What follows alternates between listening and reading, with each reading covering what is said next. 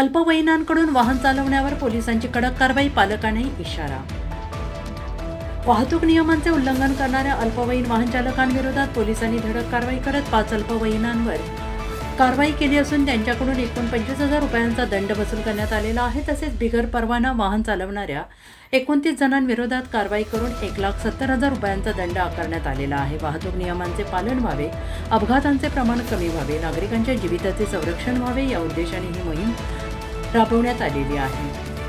अल्पवयीन मुलांच्या हातात वाहन देणे हे कायद्याचे गंभीर स्वरूप कृत्य आहे.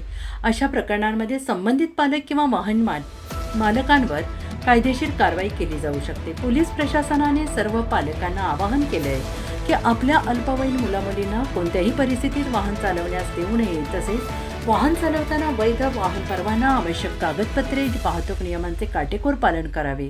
वाहतूक नियमांचे उल्लंघन करणाऱ्यांविरोधात भविष्यातही अशाच कठोर कारवाई सुरू राहणार असल्याचा इशारा प्रशासनाने दिला आहे.